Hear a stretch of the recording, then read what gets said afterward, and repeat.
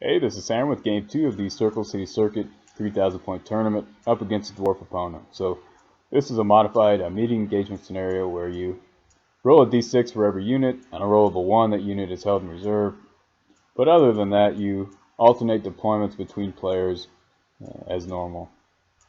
So looking at my opponent's deployment, he's got kind of a classic dwarf gunline army. So he's got a organ gun, 2 cannons, a unit of thunderers in the building, and another unit outside, a massive unit of great weapon warriors, big unit of iron breakers behind them with, I think, 2 or 3 thanes in the unit, one of which was his VSB, and I know that unit had some extra combat res from runes, and I believe extra dispel scroll type items.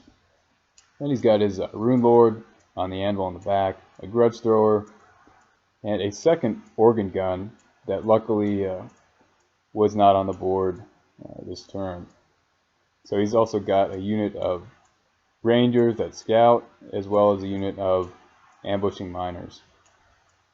So taking a look at my deployment, the only thing I had held in reserve was 1 unit of mounted yeomen, which I was pretty happy with.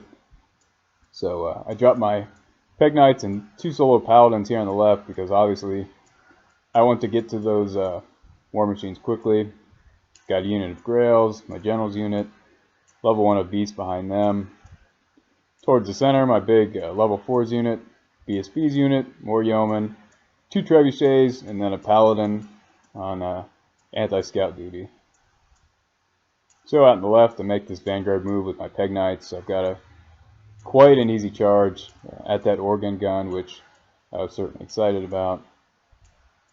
And out on the right, vanguard with my mounted yeoman, as you can see him.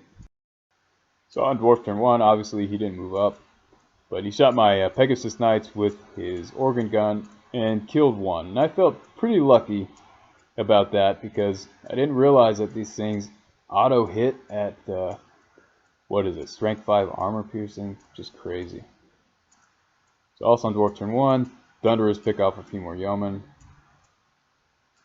And looking at Bretonnia turn 1, so obviously the first thing I do is declare a charge with my peg knights into that organ gun. I think I needed a 6 on Swift Ride, and I failed it. And I was really bummed about that. So I did not want to give that organ gun another round of shooting. Other than that, my mounted yeomen that were in reserve come on the table. And I move my 2 solo paladins, the Grail Knights, up, as you can see. Towards the center, move my level 4 and BSB's unit up, their full movement. And I just normal moved my general's unit forward. I guess I was worried about dangerous terrain, but I probably shouldn't have been at this point. Really, I should be just pushing as hard as I can to get into combat. And on Bretonnia turn 1, magic phase, I throw a buffed up Amber Spear with irresistible force at his second organ gun that came on the table about where that template is. So I managed to kill it with that Amber Spear, but blew up a few Knights Errant in the process. And going to the Bretonnia turn 1 shooting phase, target both trebuchets at the warrior unit and just absolutely annihilate it. So yeah, when trebuchets are on fire, they can just really devastate 20 mil rank and file. And looking over here, so just pull my paladin behind that house, see if I can bait a charge from him, and if he tries to move past me, I'll just charge him in the flank. And on dwarf turn 2, he did fail a charge over here. Shot his cannon at my trebuchet, took 2 wounds off of it. And his organ gun opened up, the one my peg knights failed to charge, and just devastated my Grail Knights. So yeah, that certainly hurts. And towards the center of the board, you can see my level 4's unit is getting whittled down a bit from the miscast and his Thunderer shooting. And going straight to Bretonnia turn 2, declare a series of charges. So I take my peg knights into the organ gun, 1 solo paladin into the cannon, other solo paladin moves up, and I also declared a charge with my remaining Grail Knight into the other cannon. I figured it's not a tough charge to make. I've got Banner of Swiftness, I can get in, maybe kill the crew, or get tied up with it and deny the points, but I failed to charge. And in hindsight, this was a really, really dumb move, because I just face palmed after I declared this charge, because I saw that I could easily march this Grail Knight and hide him right behind my building on my side of the table, and nobody could shoot him. And that would have saved me 387 points, but instead I was super aggressive, and yeah, I paid for that. So view towards the center. So I also charged my general's unit at the Thunderers in the middle, which wasn't a bad charge. I think it was like I needed an 8 or something on 3 dice, and I failed it. So view towards the top. I also move aggressively forward with my VSP's unit and level 4's unit to try to start getting into the anvil and working down his either remainder of his warriors unit or his iron breakers. And also on Bretonnia turn 2, I land a trebuchet rock on these rangers and take off half of them, which is quite nice. And after combat,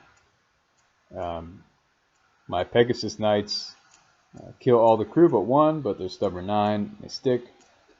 And my solo paladin does the same. So 1 crew remaining, but stubborn 9, and he sticks as well. So going to Dwarf turn 3, he rolls box cards with his ranger to get into my trebuchet. And I'll talk through Dwarf turn 3 / Brett turn 3. So on Dwarf turn 3, shot up my general's unit with his Thunderers. My Peg Knights beat the organ gun and reformed, and my paladin beat his cannon and reformed as well. So on Bretonnia turn 3, take my general's unit and yeoman into the Thunderers, take my Peg Knights into the second cannon, and take both solo paladins into the flank of the iron breakers along with my BSP's unit. So feeling pretty good about the start of that combat. So also more towards the top, take my level 4's unit into the grudge thrower, hoping to beat him and overrun into the anvil. So I should also mention that on Dwarf turn 3, his depleted warriors unit had charged my mounted yeoman at the top side of the board. They made the charge, beat him, and overran off the board. And that was really unfortunate, because I was really hoping to charge them with one of my lances and clean up those points after my trebuchet had weakened them so badly earlier in the game. But as it stands, they're going to be off the board. And when they come on, I'm not sure I'll have anything available to even charge them. So another view of this big combat. So also on Bretonnia turn 3, one of my solo paladins on trebuchet duty charges these rangers to get revenge. And sure enough, beats them and runs them down like a true champion. And see, this is after combat on Bretonnia turn 3. So Peg Knights beat the other cannon, easily crush the Thunderers. Level 4's unit takes the grudge thrower down to 1 wound, but he sticks.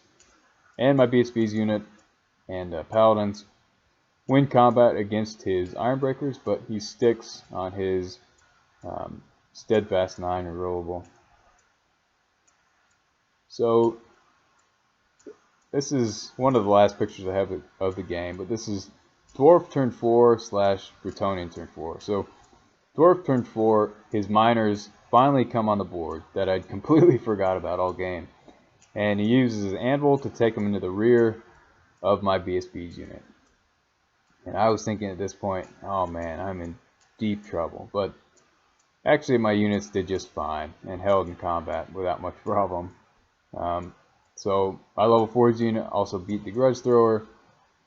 And on my turn 4, charged the anvil.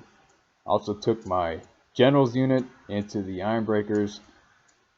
And my Peg Knights, who had beat the cannon previously, were able to charge over this big mess of a combat into his warriors that came back on the board. So I'll be able to clean up those points that my trebuchets worked so hard for, which is very nice.